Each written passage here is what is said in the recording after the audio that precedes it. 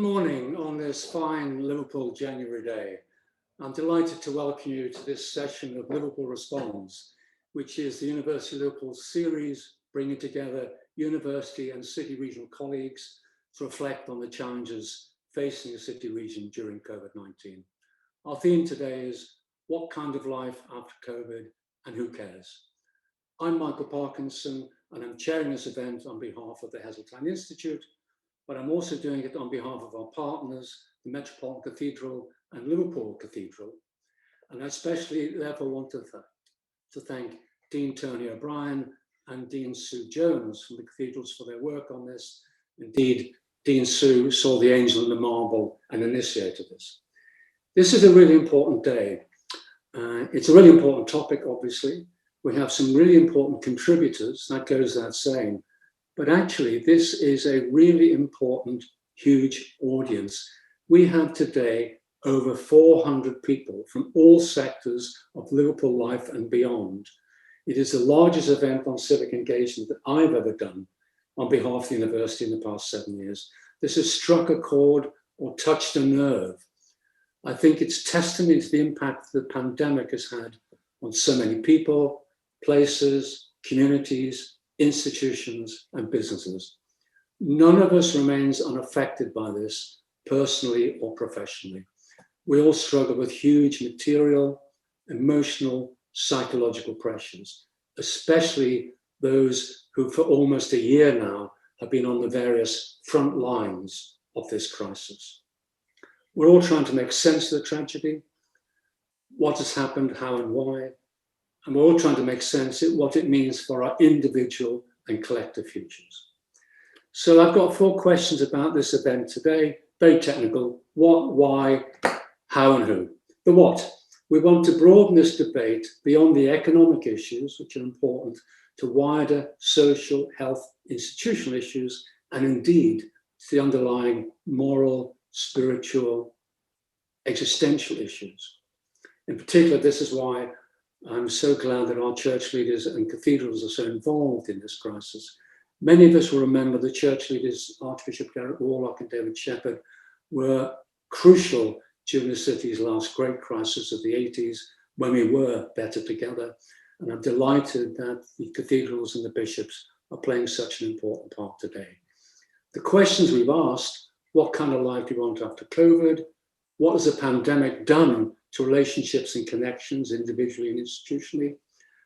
Why is working together across the city region so important now, and how can we do it better in future? And last but not least, what contribution can the churches as crucial partners best make to that process? Why are we doing it and why now? I think 3 months ago, when we started this conversation, we thought we might have emerged from the crisis and be approaching the sunny uplands. Sadly, that is far from the case. The vaccine has brought much hope and optimism, but the crisis has wreaked havoc on people's lives and livelihoods. And we're in this for an unpredictably long time. It may become the best of times, but now it still feels the worst of times. And has raised real questions about how we create a fairer, more equal, more sustainable Liverpool in the future. We can't do full justice to those questions today. We'll scratch the surface, but if a long journey starts with a small step, this is our small contribution. How are we going to do it? Our 2 church leaders, in just a moment, will make opening statements for about 7 minutes. Then we have a series of panelists who themselves will reflect from their own perspective about 5 minutes. And then I hope we'll have a chance for questions and conversation with the audience. This whole event is being recorded and will be subject to the LJMU University website. And can I ask you to ask questions through the chat function at the bottom of the screen throughout the day? And please do. We hope this is the beginning of the conversation, not the end, and we're interested in your views about all of that. Finally, who? We have distinguished contributors from across the many anchor institutions of Liverpool: the churches, business, the universities, the football clubs, local government. Our 7 speakers are the Archbishop of Liverpool, McMahon, the Bishop of Liverpool, Paul Bays, Denise Barrett-Baxendale, Chief Executive of Everton Football Club, Professor Gerald Pillay, Vice-Chancellor of Liverpool Hope University, Lesley Martin-Wright, Chief Executive of Knowsley Chamber of Commerce, Zia Chaudhry, Director of the Foundation for Citizenship at Liverpool John Moores University, and last but very much not least, Tony Reeves, Chief Executive of Liverpool City Council. This has been a real partnership putting this event on. We will need to build upon and draw upon that partnership as we emerge from this pandemic. We should do it with realism, but I think confidence, given what our city's achieved in the last 10 years, and given the fortitude, innovation, and leadership we've had during the crisis. And I think we should note, in particular, the professionalism and collaboration across our public health sector and system has led the UK throughout this crisis. We should be proud of them. So even though there is much to do, there is much more to build upon. And on that, I would like to invite Archbishop Malcolm to open our discussion, no doubt reflecting on the recent papal encyclical Fratelli Tutti, which was reflected on so many of the issues we raised today. So without more ado from me, Archbishop Malcolm, the floor is yours. Thank you. Thank you very much indeed, Michael. It's a great privilege to be here, to be able to join in this webinar. And I'm going to say just a few words about the Pope's latest encyclical, the letter that he has written to all people of goodwill in the world, not just the Catholics, but to everybody. And it's entitled Fratelli Tutti, which translates as brothers and sisters all. The words are taken from St. Francis of Assisi. So most people are very, who know about him are very favorable to that. But that's one stream of inspiration. The other source is a meeting which Pope Francis had with the Grand Imam of the Al-Azhar Mosque in Cairo, and he had the meeting in Abu Dhabi last year. And they issued together a statement on human fraternity for world peace and living together. So that's the background of this document. And it's 9 chapters long, it's 300 paragraphs, so I can only just say a little bit about it now. But the impact of this on communities throughout the world has been quite immense. And the Pope is very realistic. He starts by describing the situation as dark clouds over a closed world. Now, there might not be too much we can do about the dark clouds, but we can do an awful lot about the closed world. We need to open up to each other. And for example, he says that goodness together with love, justice, and solidarity has to be realized each and every day. Hope looks beyond any personal convenience that limits our horizon and opens us up to grand ideals. So you can see this is about dreaming as well as about practical steps that we can take. He begins his reflection with the parable of the Good Samaritan, the stranger who doesn't pass by the man who has fallen amongst thieves, but tends to his wounds and cares for him. Others have passed by, and in his reflection, Pope Francis points to us as how we pass by other people. We do it institutionally sometimes, where we appeal to institutions which help us hide behind the reality which faces us. We say, for example, that we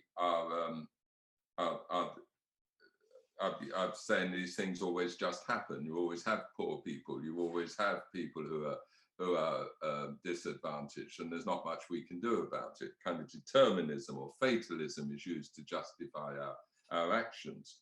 And then also we tend to ignore people. It's in our nature sometimes to ignore others.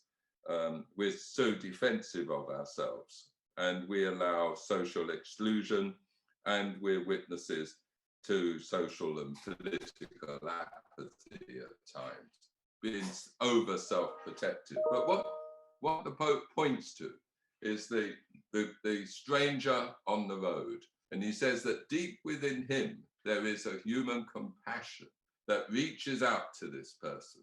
And he doesn't just reach out to him in sympathy, but he actually does things. He pours oil in his wounds, he dresses his wounds, he picks him up and puts him on his horse, and he takes him to the inn, and he's looked after there, and so on. So there's a practical consequence to this deep human emotion. Now, it's that deep human emotion that is in every single person, because we are all created in the same way, which the Pope appeals to. And it's that characteristic which is deep within us, which enables us to establish relationships with others, which enables us to dream of a world which is fairer. It enables us to be able to create practical steps to actually meet the situation that we are facing. So the second theme of this great encyclical is about relationships and how we establish relationships with all peoples. So we open our doors and we envisage and envision a new kind of politics, which is based on solidarity and on openness of heart and on conflict resolution, and not on defensiveness and war and other kinds of armaments. And that line of progression which leads nowhere, all losers. So he appeals to us in this present situation to work together, to establish good relationships. So out of the gloom, the dark clouds which are over this earth, he sees that there could be a way forward where we will emerge better from this situation, because we'll have established new relationships across political divides, across religious divides, across all sorts of social and geographical divides, and that we will be the better for it in the end. So he talks about really not a new normal after this event, but a new difference. It will be a different situation, but we will be well prepared for it because of the relationships which we've established during these dark days. So that's really the essence of what he's saying. And I think that gives us kind of inspiration and support for the wonderful things that have been happening within Liverpool, amongst the communities, in the way in which the barriers have come down, and we are working to support and help each other in these really very, very difficult times. So I think that's enough for me, and I'll just pass over to my colleague and dear friend, Bishop Paul. Thanks very much. Thank you, Malcolm. And much of what I'll have to say echoes what the Pope has said in the encyclical and the particular emphasis that Malcolm has placed on them. We're living in a world crisis, and it's testing the fabric of our togetherness against a backdrop in the West where truth is in question. Just as some analysts would say, it was before the rise of fascism back in the 1930s. Truth is something which in the past we've been able to stand on together. Now it is questioned. Big lies are said and frequently believed. You've seen some of that in the city, regular stories in the Echo about people who go around not wearing their masks, the anti-lockdown protests that we've seen. For people of faith who stand on a platform of truth, the first thing, therefore, is to establish a shared understanding of truth. And the emphases that the Pope made in the encyclical and that Archbishop Malcolm referred to are one way of aligning around ways of being as human beings together, right across the city region. Religious communities are as conflicted as any others, especially in the United States and in Eastern Europe. But for us here, the mainline direction about how you deal with difficulty, the direction unfolded by the Pope, the direction that was laid out in some of the work of the Latin American bishops, Roman Catholic bishops over the last 30, 40, 50 years, that chimes with what we've done in this city. Michael referred to the Shepherd and Warlock years, years in which both Malcolm and I are proud to be the inheritors, because if better together means anything, it means coalescing around a direction of travel. And that direction of travel has been laid out in this city. And some of the most recent thinking of our religious leaders, it chimes with that. the root values of the city, the root values of a word that Malcolm used twice, solidarity, those values are not always held across the wider nation, which is one reason why in the city we've often felt out of step with the values and choices that have been made by the rest, in particular, of England. And that's resulted in governments in some substantial occasions in the past, which have been out of step with us here. But we will put our own direction of travel, not on political choices made elsewhere, but on the values and virtues that we want to see and that we want to see emerging from the COVID crisis. What kind of life do we want after COVID? We don't want to build back, to use a government phrase. We want to build forward, and we want to establish again a platform of shared truth, which rests on much of what has happened in the past, but also which can see us through to the future. And I just want to say a few words for a couple of minutes about the difference, if you like, between values and virtues.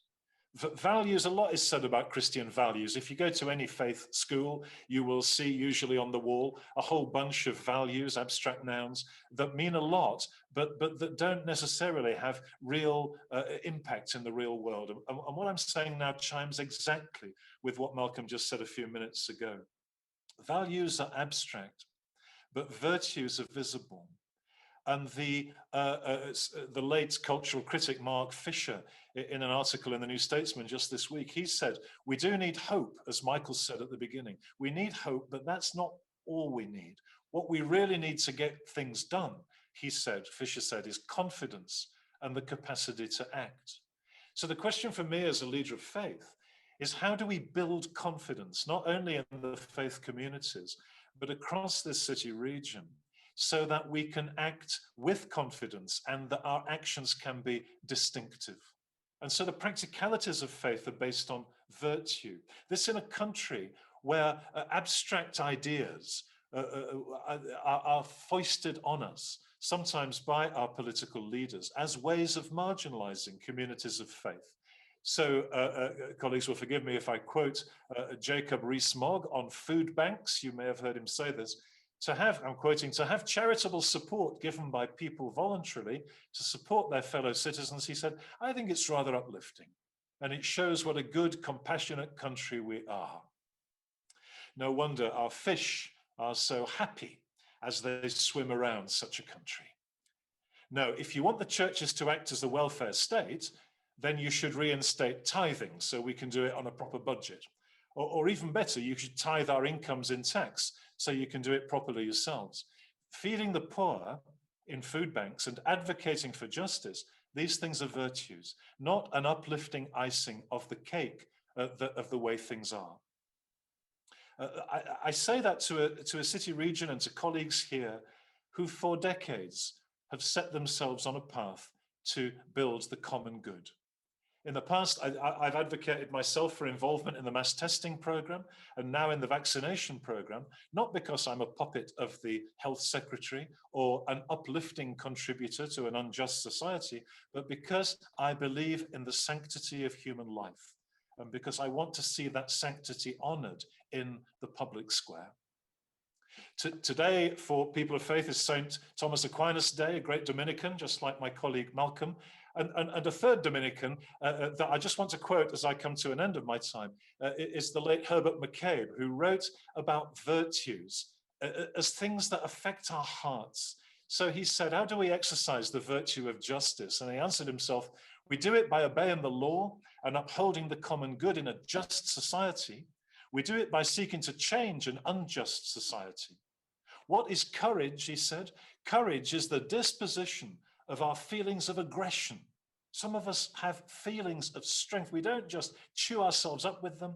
We dispose them so as to face up to and deal with difficulties and dangers for the sake of doing what is good.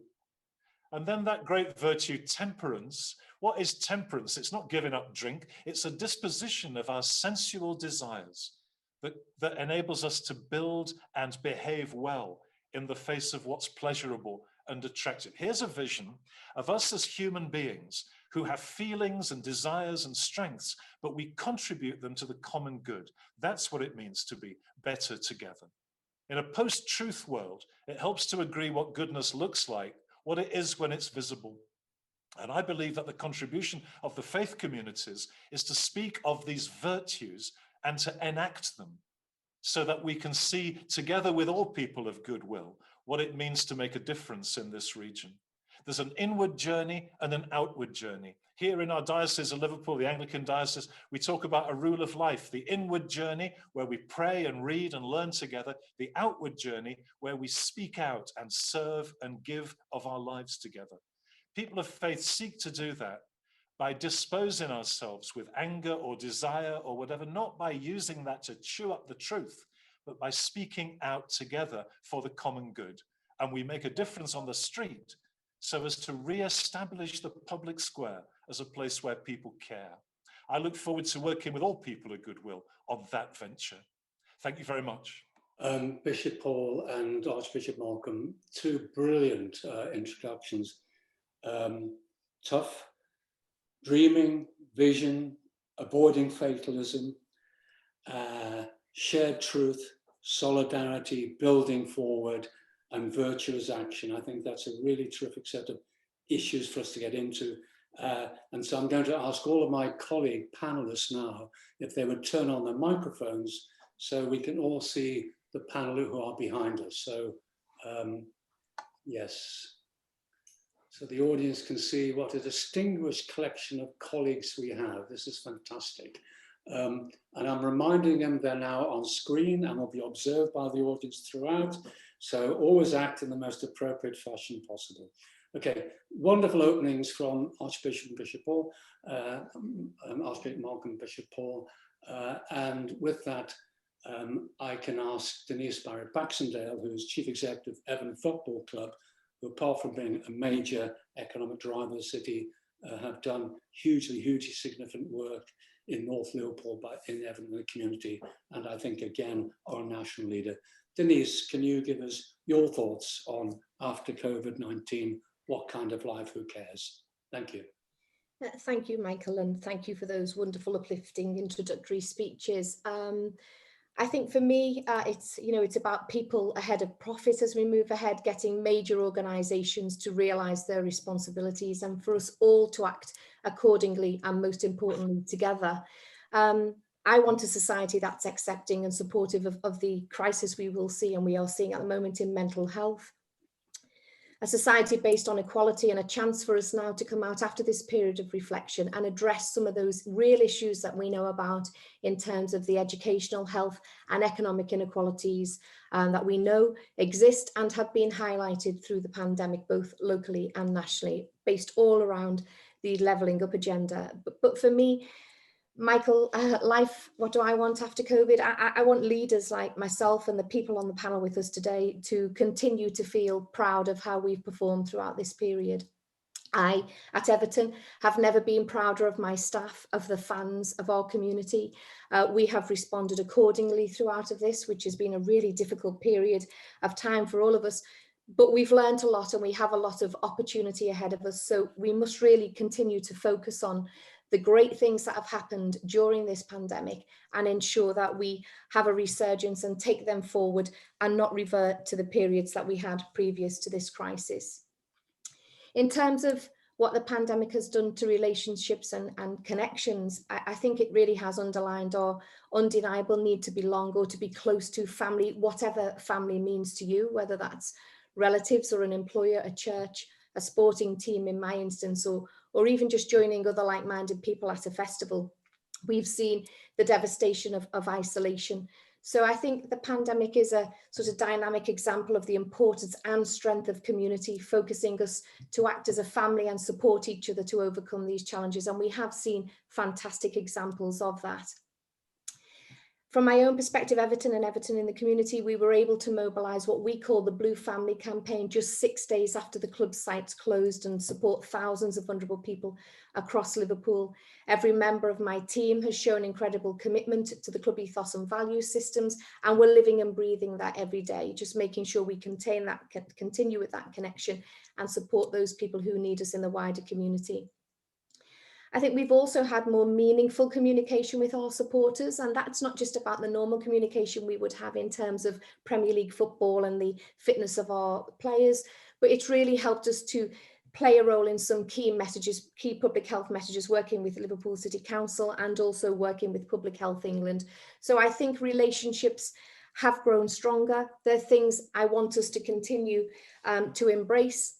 And we also have just implemented at Everton Everton Together pledges, which again is looking at leadership behaviours moving forward post-COVID and asking our staff and our leaders to embrace these each and every day to maintain a collective focus on health and well-being, and most importantly, togetherness.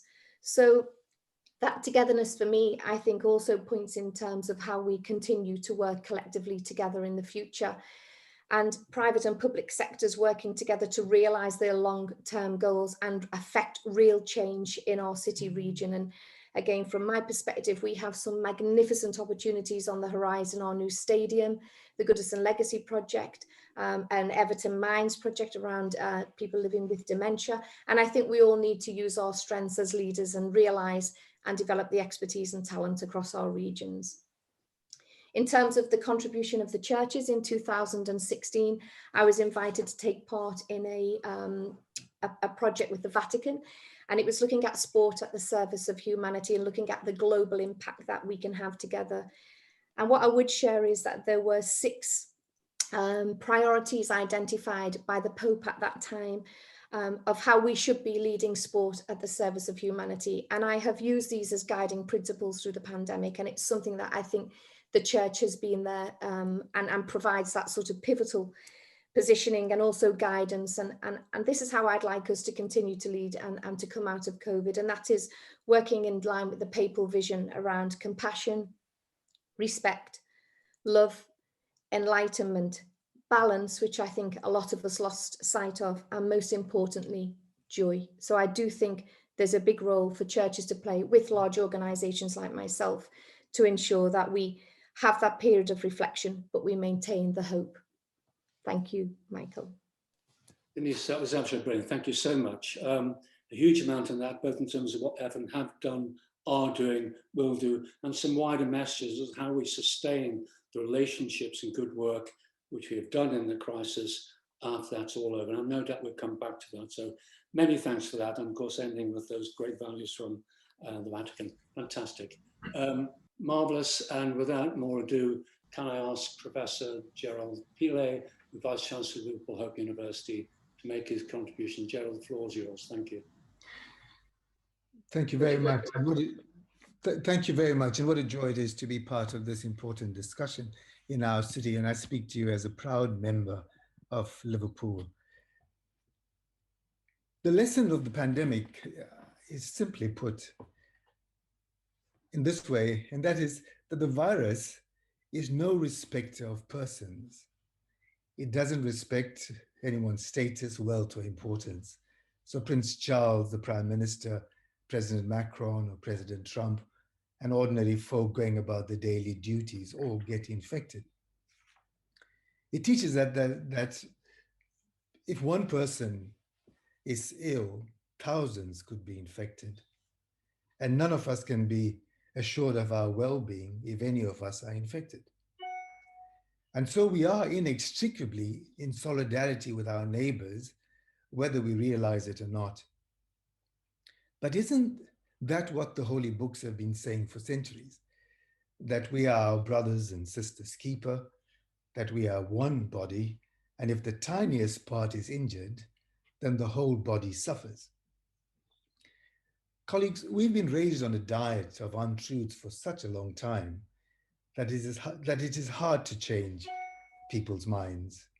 We have turned our backs against the holy books. We have turned against many of the well-tested conventions that hold our society together, and we have replaced them largely with our own interests and with the interests of our group. We have come to accept this new gospel that if each of us pursues our own interests, that somehow benefits will trickle down to others. That, like Adam Smith's invisible hand, benefits will accrue to others because free markets inherently have the power to regulate themselves and to invariably bring benefits even though they are not intended. Is that true, really? Selfishness and greed can be regulated by market forces. Consider this. The world's richest 1% have more than twice as much wealth as 6.9 billion people. Almost half of humanity at this moment lives on less than $5.50. That's just under £4. 22 of the richest men in the world have more wealth than all the women in the whole of Africa. That's sobering. As long as the gap between the rich minority and the poor majority increases, then colleagues, both rich and poor, are in trouble. In yesterday's New York Times, columnist Thomas Friedman cites Sharma. Now, Sharma is not a theologian, and Sharma is certainly not a left-wing economist. He is the chief global strategist for Morgan Stanley. And his book, The 10 Rules of Successful Nations, Sharma points out that governments have intervened to stimulate the financial markets, but not the real economy. So he says America's richest 10% own 80% of the US stocks and have seen their wealth triple in 30 years, while the bottom 50%, relying on their daily jobs, have had zero gains. And the internet has created global winner-take-all markets that have enabled companies like Amazon, Google, Facebook, and Apple to amass such amount of cash and such reserves that they are now bigger than many nation states. And because they have this cash and inflated stock prices, they can buy up budding competitors and suck up all the talent and resources, crowding out the little guys, says Sharma. Paul Collier some years ago pointed out that if the whole world has to have what we have in Britain, then we'll need to have at least 3 or 4 planets worth of resources, which is impossible. COVID surely has providentially taught us that we need to reorder our values and our priorities. The poor don't need handouts so that they can stay in a constant state of dependency. The poor needs a hand up to take their place in society and to be involved in the dignity of work. And for me, ladies and gentlemen, the big hand up is education. You'll expect me to say that. But I'm not saying it because I'm a Vice-Chancellor. I'm saying it because I grew up in South Africa under apartheid. And not being white, I didn't vote until I was in my 40s for the first time. And I was there when the children of Soweto, angry and frustrated, went on the march and led the nation in the liberation struggle. And they were marching as they pulled down the schools and pulled down apartheid institutions. They were marching, and the slogan in the march was education now, liberation later. My father called me aside and said, son, education is liberation, and apply yourself to get the best possible education you can. And that is my message to our city and our children. The privileged must not decide for what is right for the poor. This present government is bringing in a whole batch of fresh plans to coerce people into technical training, apprenticeships and such like, not because they are good in and for themselves, but it is a way to close off their options to higher education. None of this has been tested or tried, and much of it is ideological. It will do very little to break the power of the postcode. The postcode in our country, sadly, is much more powerful as a determinant than any of the 4 countries I've lived and worked in, the US, South Africa, or New Zealand. Nor will this help us to undermine the class cleavages we are still battling with in higher education. When the first of Liverpool Hope's colleges were founded in 1844, there were only 6 universities in England, 2 of them medieval, and none of them accepted women or Catholics or Jews.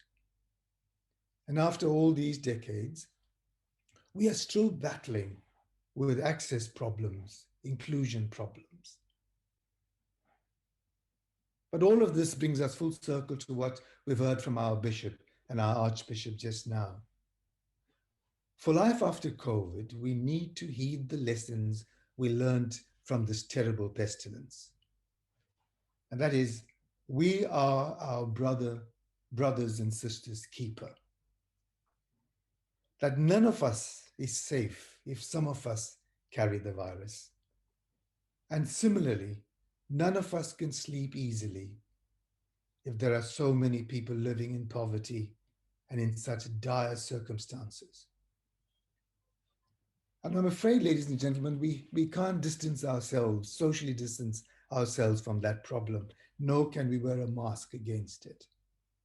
This pandemic must surely sear into our awareness and to our consciousness that this is true as citizens and as leaders. And if we don't believe the religious people, and if we don't believe our leaders, then let's pause to think about John Donne, that great poet, who in his devotions upon emergent occasions, and surely we are reflecting on emergent occasions at this webinar, Michael. John Donne wrote that famous line, those famous lines in one of those devotions. No man is an island entire of itself. Every man is a piece of the continent.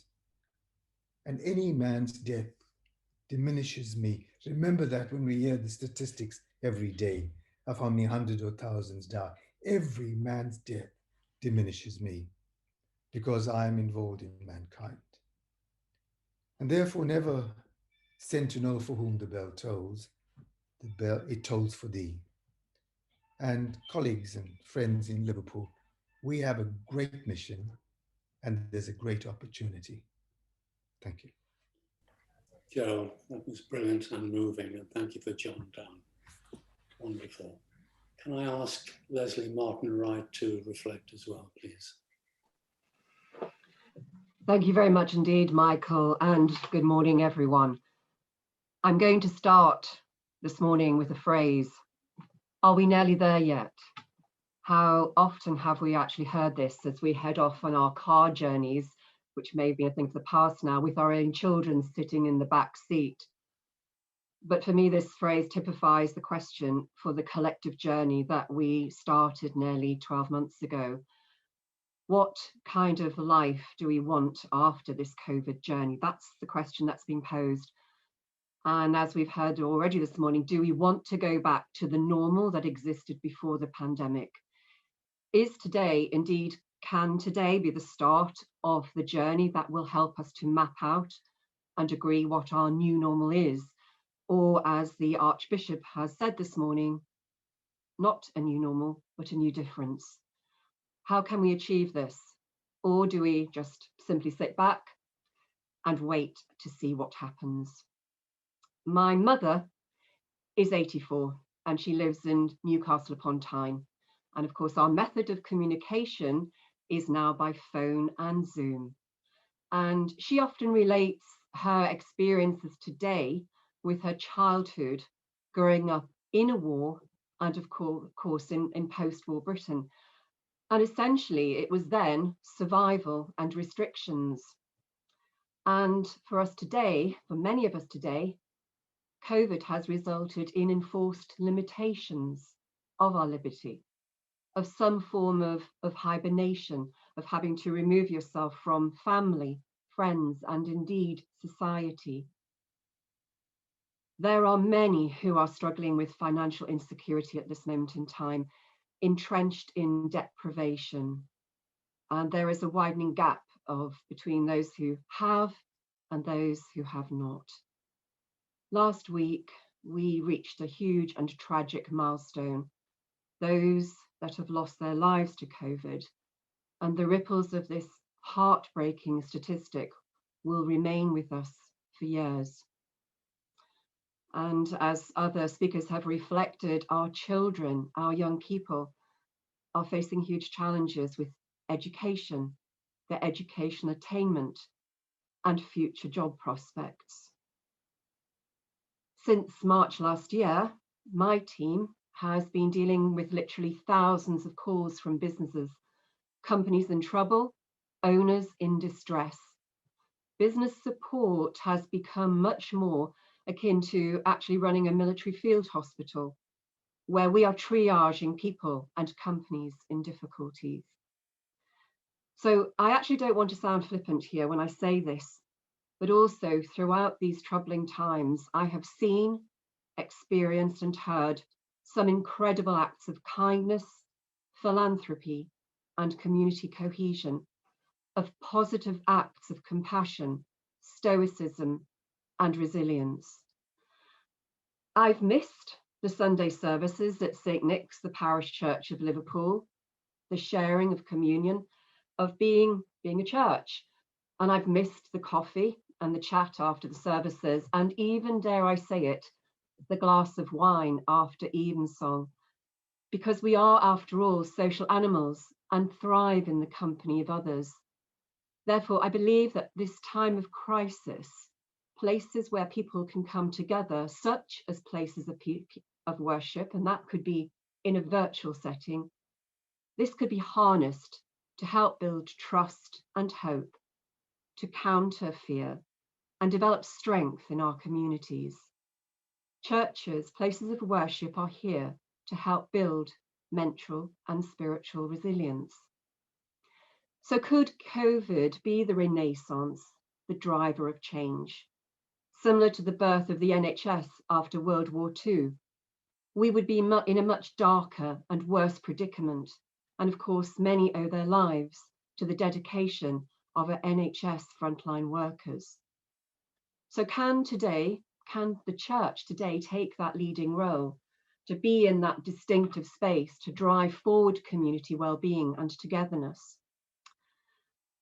The Marmot Review was published in about 2010, and it looked into health inequalities in England.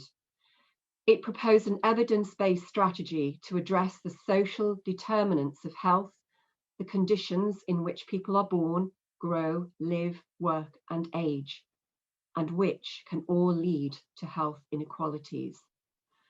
I actually heard Sir Michael Marmot on Radio 4 this week, and he said, it's not building back better, but it's building back fairer. And that gets my vote. Until we have a common platform and a civic and collective agreement on how we can work together, then the change to make a better and indeed a fairer society may not happen as quickly as we hope.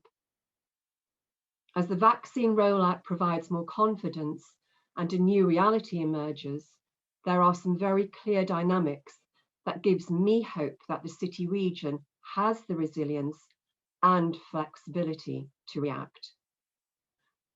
And the case in point is that it's our church leaders that have brought us here today, with 400 people listening to this virtual platform.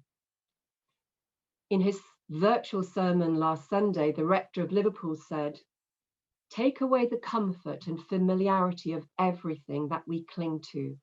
And when that has gone, there, in that void and uncertainty, that's where we find God." This is a city and a city region that knows its strengths. So where a void exists, we need people from across our communities to work together and be stronger together, a phrase that's already been articulated several times this morning. And under a collective banner, those people with a strong moral compass, those with visible integrity, those who are fair, those who take personal responsibility, that's who we need. So on this collective journey, we need to understand where we want to go and how we are going to get there. And when we ask, are we nearly there yet? The resounding answer is yes. Thank you, Michael.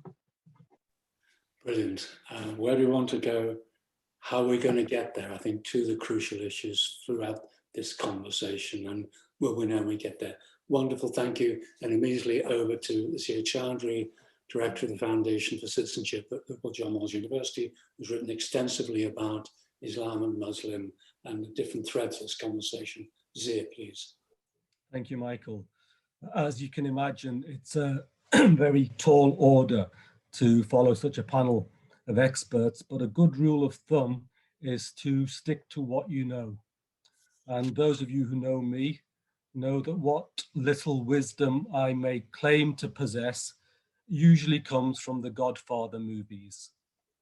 And so, true to form, I've picked an example from Godfather 3, arguably the least impressive of the trilogy, but nevertheless, you may recall the scene in which a priest is speaking to Michael Corleone, and he picks a stone from a pool of water and describes how just as that stone can remain in water for years without the water permeating it, so too religion can often fail to permeate those who seem to be immersed in it. The pandemic has led many of us to reflect on similar ideas and nudged us towards an understanding of religion that goes beyond ritual observance and manifests itself through service to humanity. That same humanity is often described in terms of brothers and sisters. But if that was truly the case, we'd be much more shocked at some of the suffering of those around us. When considering what kind of Liverpool I would like to see after COVID, like others, I'm wary of chasing normality if that normal consists of inequality, exploitation, and unfairness. Fortunately, Liverpool doesn't do normal. I do believe that we're a unique city, and I believe that we can show that in the way that we emerge from this period.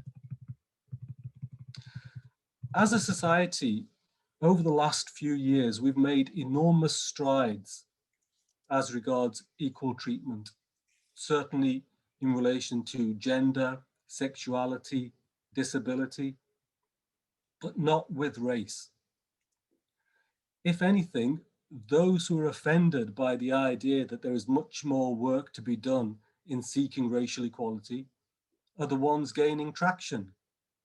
Just witness the reaction to the Sainsbury's Christmas TV adverts. So in Liverpool, we've set up a race equality task force. In itself, a very commendable idea. But what's going to be different this time, when many similar initiatives have been taken before? Well, this time we have to see the task through. And there's an opportunity here for Liverpool to set the tone and become a beacon of best practice by effecting real change when it comes to racial equality. And Liverpool should do that for a whole host of reasons. There needs to be more than just zero tolerance of racism. Task forces play their part, but ultimately cultures need to be changed. Of course, through formal education, and I speak as somebody who works for a university, but also by changing the mood music so that seeing a Black family in a Christmas advert is not deemed objectionable. Arguably, the mood music is already changing in the USA, for example. And if it does, what role will American leadership have played in that process? Because the fact is that we shouldn't need to spell certain things out. But we do need to spell certain things out. And it's our leaders and our media who should be doing it.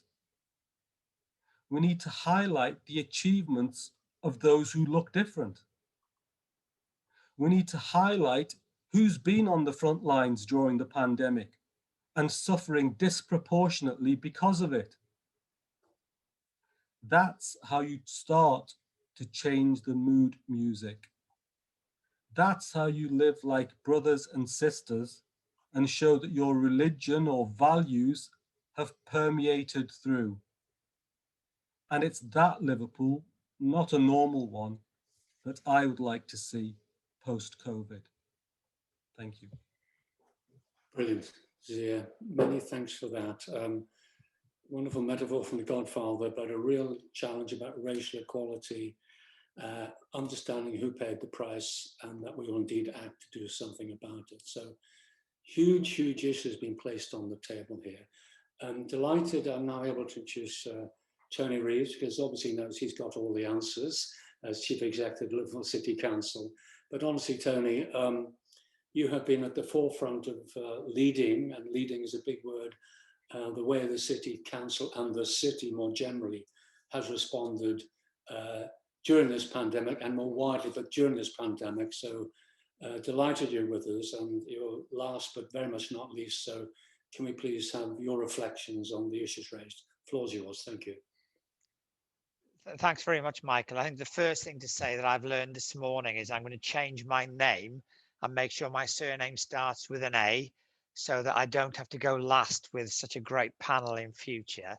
I'm not going to repeat everything that's been said, but I think the points about inequality are hugely important, at the core of the things we need to focus on in the future, not just economic inequality, but health inequality, and one leads to another, and actually keeps a lot of our communities in poverty. And it's a really, really big challenge for us as we move forward. I think that it's really, really important, and this was happening beforehand, and the strategic partnership of all the public sector agencies, the voluntary sector, private sector, etc., before the pandemic, starting to really articulate a very different approach to the role of the state in Liverpool going forwards, where we recognise the need to really change how we work. And at the core of that is changing the relationship between citizens and the state at the local level. For far too long, we've had siloed professionals knowing best and doing things to people. And at the heart of our vision for Liverpool is about empowering people to take control of their own lives. And whether you look at that through a faith lens or a health lens or an economic lens or an education lens, all the things we've heard this morning, actually at the core of this is about giving people the tools, not giving them handouts, as Gerald said, but giving people the tools to take control of their own lives, their family lives, building resilience into those communities. I've got huge optimism about the future of this city, and that's why I wanted to come and work here, because I think Liverpool is very different. I think there's an unbelievable resilience in our communities against all the odds on occasions, and that's an incredible strength. And we've seen that again all the way through this crisis. I think there's a real sense of community and that passion for the city that Liverpool people have, and trust me, from somebody who's worked all over this country, is different, and it really sets us apart from others. And I think there's great strengths to build on. I think in terms of the assets that we have, particularly around the university, the School of Tropical Medicine, etc., there's going to be significant growth opportunities in health and life sciences to build a knowledge-based economy, which is great, and it's something really important we should go after and play to our strengths. But there's a really big but here, that for too long, regeneration in this city has been counted by the number of shiny new buildings. We need to recalibrate that, and it's about our ability to transform life chances for people in all of our communities, particularly for young people growing up, to make sure they're growing up in the full knowledge that there is a credible pathway into a bright future for them and their families if they make the right choices, and they're supported to make the right choices with the right role models. And I think that's incredibly important that we do that. If we're going to get serious about equalities, we need to accept that not everybody has the same starting point. So it isn't just about equality of opportunity.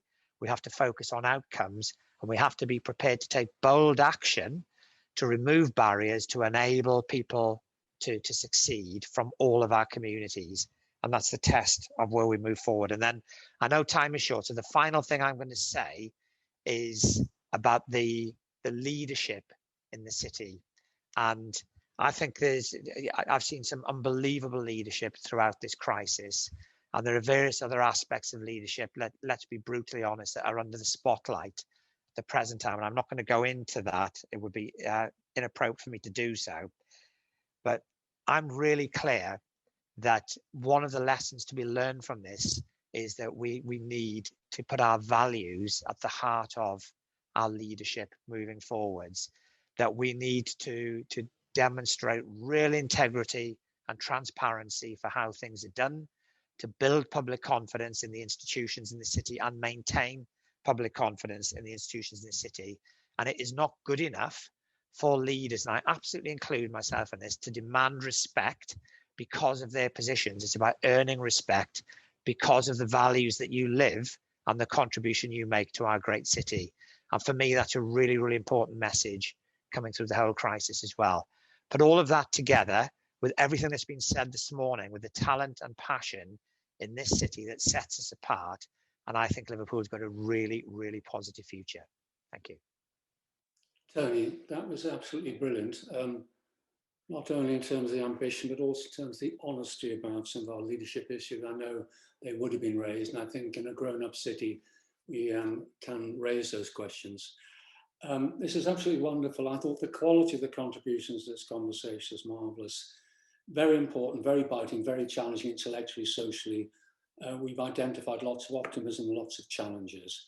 We've had a whole variety of questions come in, and we're not going to be able to answer very many of them. There are many, many compliments, I have to tell you, colleagues, that you've all been congratulated for your wisdom and your humour and all of that, so I take that as a given. A couple of threads have come out, which I think I'd like to take up. One is very much for the church leaders, and one is more for the public leaders. A couple of things. A question from, is it Paul Dixon? Let me just see. Yeah, Hannah Lawn says, how can the churches do more in practical terms to build bridges in this crisis? I think it was Phil Dixon who said, there has been a call in local councils to sign up for a faith covenant. Would that help or not? And then from Kim Johnson, rightly chastising me by saying, Michael, it's not about just churches, it's about faith. So there's a sort of series of questions there which perhaps Bishop Paul, Archbishop Malcolm and Zia might want to reflect on, and others in due course. But can I come to you, perhaps Bishop Paul, on that question of the churches want to do more, what more could be done? So your thoughts on that, please. Thank you. Thanks very much. When I came here as Bishop of Liverpool 7 years ago, I said then in my introductory sermon, in the old days, the churches used to be at the top, especially the Church of England used to be at the top and in the middle. It was a privileged organisation with enormous resources. And over time, we've ended up being on the edge and underneath. And I said that was the right place for us to be, because that's where people are who need us most. And I think the contribution of church people falls into two categories. There's the kind of thing Lesley was talking about earlier. So this is a person of faith who's nourished by her church and who carries all that strength then into the public square in her working life. There's all that invisible scattered work that the churches do. And then there's the gathered work of the churches, for example, in food banks and debt advice and advocacy for justice. And my line is, God always gives us the resources we need to get done what we need to do, as long as we live up to that. And so I'd say to all colleagues here, if you think there are particular things the churches should be doing that we're not doing, not now, but later, pop me a message and I'll do my best to see what we can do about that. Thanks, mate. Brilliant, thank you. Archbishop Malkin, any reflections? Obviously, I support everything that Bishop Paul's just said, but one thing that really makes us kind of distinctive, if you like, or Christian in our hearts, is the way that we respond to the teachings that we receive through tradition, and that is not to look inwards to ourselves, but always to look outwards, to go, if you like, to the poor. That is simply what we've always tried to do, and we do it through so many different cooperative ventures. We work together in so many ways now that it's sometimes hard to see the join. To be honest, we are one great band of people, all the church leaders, Methodists and Baptists and others. We work so closely together, you know, that it's really quite hard, as I said, to see where one church finishes and another begins. And that has to be a way forward for us, because one of the things we realize is a very human fact, and that is that human beings are really most fulfilled when they give themselves to others. That is what really brings about human fulfillment. It's in that gift of self to others, whether it's, you know, a marriage and a family, whether it's through social action or political action or whatever it is. That is where fulfillment comes, and that is what we believe too. So we work together to serve our people, and our people are all people, all people. And that's it. Thank you, Archbishop. Zia, do you want to take up that question about not just churches, but other faiths? I mean, your reflections on some of that and how it worked in our city and what might be done? Yeah, sure. I mean, from an interfaith perspective, I think it's worth pointing out that religious thinking and religious relationships, as everything else, evolve over time. And so there was a time when an interfaith gathering would consist of nice people sitting around a table saying nice things and, you know, having a nice cup of tea. But now the reality is that those same people, when it comes to the interfaith dialogue, want to do more than just have the conversation. They want to actually get out and make a difference. And when it comes to that, the churches are actually in a very powerful position, because they are able to help those other faith communities in reaching out, in sometimes, you know, accessing resources that they might otherwise be unaware of. And I've seen that from a practical perspective. Charities like the Liverpool Muslim Outreach Society relies very much on collaboration with Nugent, with other Christian charities to get this work done. So I think there is a very much, I welcome the, you know, the role of the churches, and I think there's a significant role for them to play in the future. And it doesn't mean that others are getting excluded. It actually benefits others. Brilliant, thank you. Anyone else on that? Okay, thank you for that. A very powerful question which came from Mike Ballinger. We call this seminar, Who Cares? And he asks a simple question: who will care for the carers after the pandemic decides? The nurses, the doctors, the care workers, the paramedics, they're all exhausted, many will be broken. How will we take care of them? So it's a very practical kind of question. Does anyone have some thoughts on that as an issue? I'll look for a hand for an offer, and if not, if I don't get one, I will pick someone. In fact, I'm going to pick on Tony Reeves, actually, because he will be involved in doing an awful lot of that work. So, Tony, your sense of the scale of the challenge for all those frontline workers who've been on it for a year and will be furthermore, and there's a very long piece in The Guardian the other day about all this and what's being done by charities. But do you think we are sufficiently sensitive and attuned to and prepared for fighting that struggle when the firefighting is over, but the costs are still being paid? To be brutally honest, Michael, no, I don't at the moment. I don't think there's yet a deep enough understanding of the consequences of going through the experiences that our frontline health and care workers have gone through over a sustained period of time. And you'll have seen recently in some interviews, some of those frontline workers saying it is like being in a war zone. And in terms of the personal toll that people have been taking. And of course, these are not just professionals, but they're professionals with families who are suffering from COVID as well. They're professionals from different minority groups that know they're more at risk and their communities are more at risk, and the stress that comes with all of that. And one of the things that is understandable to a certain extent, there's been so much focus on the virus itself rather than some of the broader consequences, particularly around the mental health impacts of this and a wider range of other issues that will affect people's long-term well-being and our society's well-term long-being if we don't address those issues. That I don't think we've given sufficient consideration to these issues.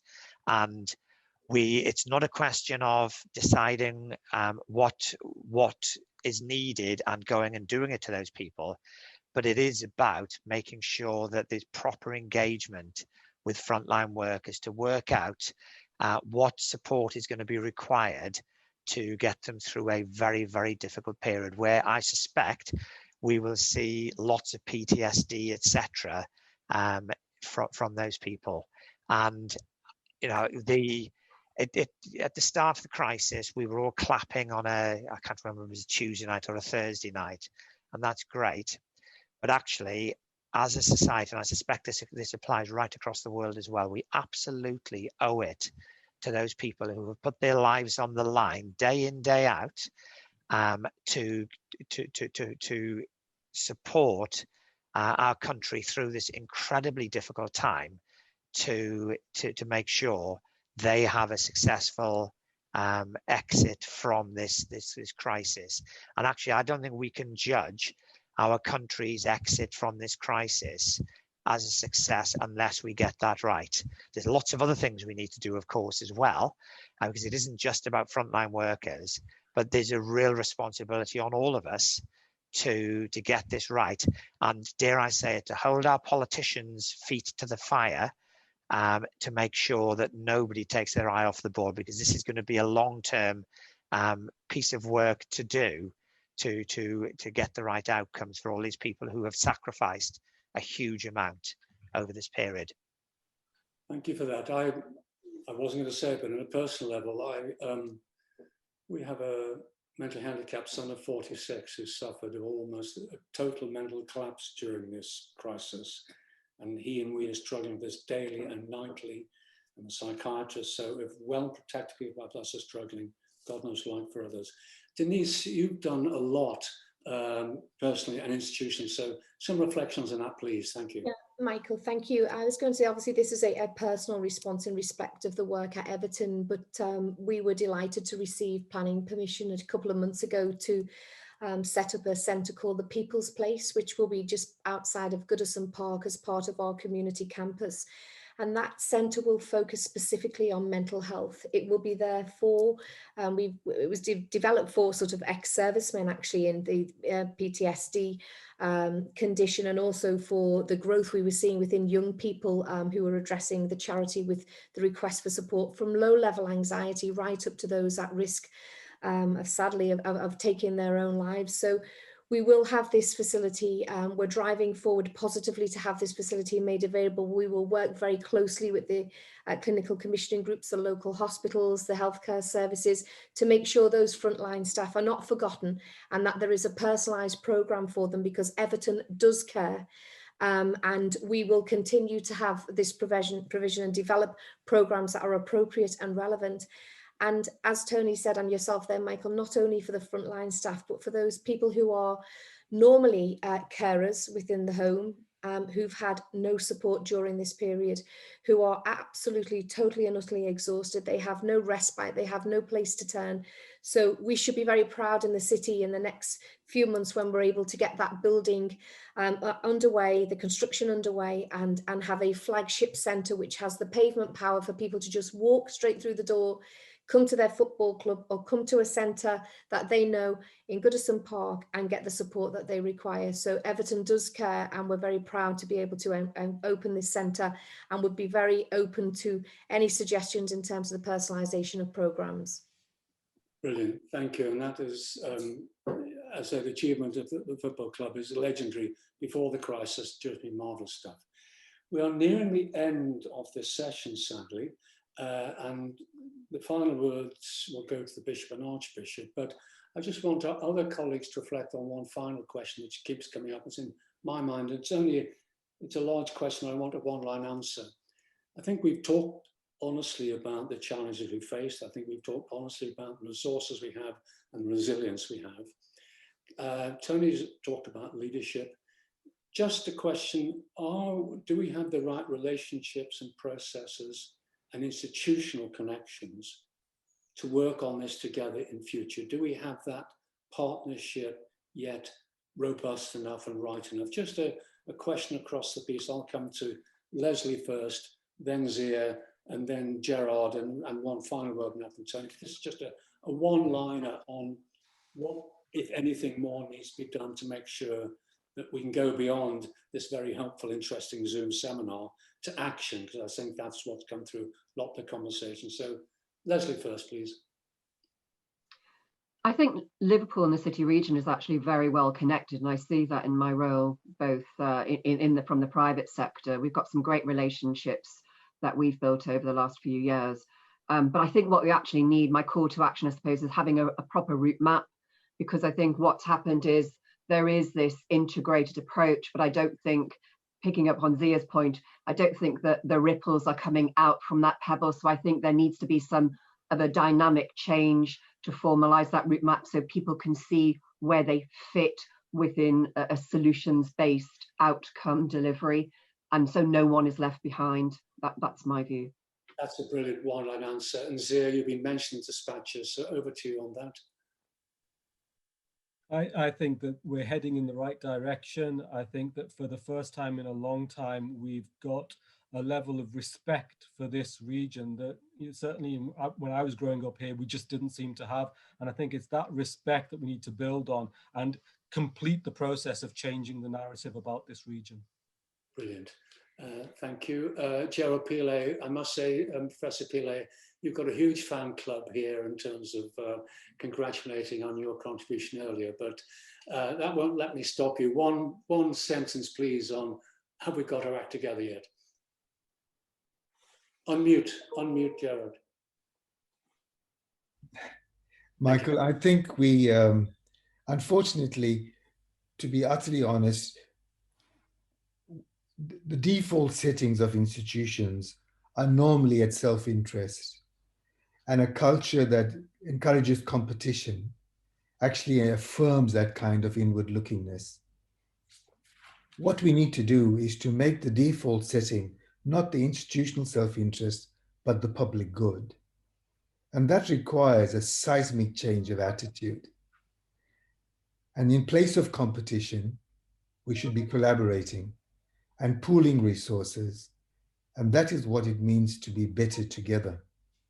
And I think there's lots of room for us to do that in our city. Brilliant, thank you. Tony, one line on that, please. I think we do have the relationships and the strength of partnership and that collective will to achieve outcomes for the whole city rather than just our own institutions, but there's a lot to do. It's hugely important. And if we don't get this right, people like us will be sitting here in 20 years' time having the same conversations about the next generation of the same families with the same problems in our communities, because the way we've worked in the past hasn't really changed the outcomes for those communities over 30 or 40 years. So there's no excuses. The focus is on, if we're serious about making a difference, we have to really come out of our silos and do things fundamentally differently and stick at it, even when it doesn't serve the interests of our own institutions. And if we can do that, we can do something really special in the city. Brilliant, thank you for that. And as promised, penultimate final words, first to Bishop Paul and then to Archbishop Malcolm. Again, thank you so much for you and your colleagues for initiating this. Bishop Paul. Thank you, Michael. Very, very briefly to say that the change will happen on a platform or from a platform of relationship. And I think the point that Tony just made, and the point that Zia and other colleagues have made around the reality of our relationships, but also the fact that as they are at the moment, they're necessary but not sufficient. I think that's where I'd like to leave this. The common good, the phrase "the common good," is a phrase that's rooted in the Church's social teaching, and I think that unless we're prepared to give one another time and space to establish a platform and to build from the fact, which is that person after person after person has said things that are aiming in the same direction and that indicate a common direction of travel. Unless we do that, then there'll be a lot said and done, but there'll be a good deal more said than there is done. So grateful for directions of travel, committing myself and hoping colleagues will do the same to doing action, to turning those values into virtues and going down the road together. Brilliant. Thank you for that, Bishop Paul. Again, virtue and action, role and values. Archbishop Malcolm. Thank you very much. I hope for the final words on this. But I mean, what's come through to me from all the contributors today and the questions is that every person is valuable and has the right to live with dignity. And that is something that we can encourage and work towards. We've come a very long way in this city. The building blocks are there, but we still need to go further. And I think we need to do that by preparing our hearts. So it's a change of attitude, really, to encounter all our brothers and sisters so that we may overcome our differences, which are rooted in political thinking, language, culture, religion. We need to overcome all of that so that we can all be brothers and sisters working together for the common good. And that is what I think is the program which is ahead for us, and it's something which we're well able to carry out because of the wonderful foundations that we have in Liverpool and in the Liverpool city region. So thank you very much for today. It's been quite inspirational. Thank you so much. Yeah, Archbishop, it falls to me just to wrap up in a couple of minutes. First of all, we knew we'd only scratched the surface of these issues. There are many questions asked we haven't been able to answer. We'll collect them and reflect upon them. So thank you for that. Secondly, that there's been great unanimity, I think, about where we're trying to get to, and a lot of focus on how we're going to get there. I think that's absolutely right. We hope this will be the beginning of the conversation, not the end. I know Dean, Tony, Sue and I will meet in due course to see what might be next steps. For the audience, please do let us know, my email or whatever, on what you think next steps might look like. But I think the important thing today is we've, I think, had a really challenging, robust, honest conversation about some very big issues.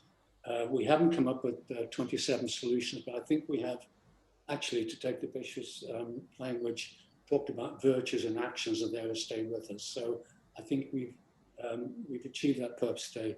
It reminds me finally to do some thanks.